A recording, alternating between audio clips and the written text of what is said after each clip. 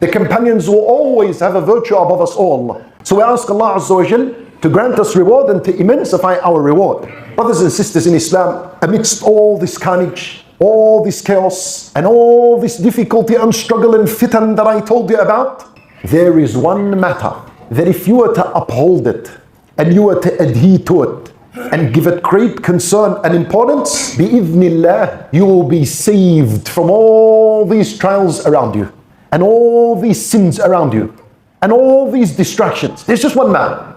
You need to master it, understand it, uphold it, and live your life according to this matter. And bi-idhnillah, you will be saved from everything of corruption that is around you, no matter where you lived.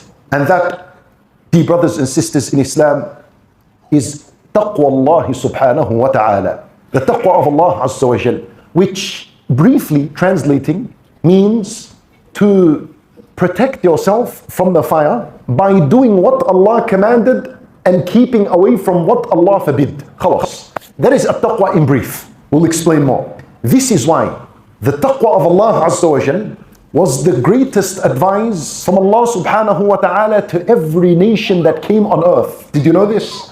In Surah An-Nisa, Allah Azza wa Jal, He said, وَلَقَدْ وَصَّيْنَا الَّذِينَ أُوتُوا الْكِتَابَ مِنْ قَبْلِكُمْ وَإِيَّاكُمْ أَنِ اتَّقُوا اللَّهِ. Allah Azza wa Jal, He says, indeed we commanded and instructed those nations that came much before you, and we instructed you also that you must uphold taqwa of Allah in your life. And ittaqullah. Allah Azza wa Jal, He says, addressing us believers, يَا أَيُّهَا الَّذِينَ آمَنُوا اتَّقُوا اللَّهَ حَقَّ تُقَاتِهِ وَلَا تَمُوتُنَّ إِلَّا وَأَنْتُمْ مُسْلِمُونَ. An ayah we hear every Friday when the Imam is delivering the khutbah. O you who believe, ittaqullah haqqa tuqatihi. Have taqwa of Allah in the manner Allah Azza wa Jal deserves it from you.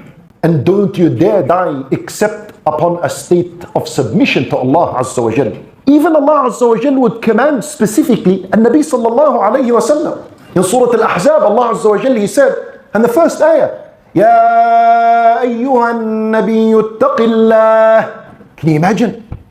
Allah Azza wa Jal telling An-Nabi sallallahu alayhi wa sallam, who's guaranteed the paradise. He is the best of the creation of Allah. Even then, Allah would say to him, O messenger, O prophet of Allah, ittaqillah, uphold the taqwa of Allah in your life.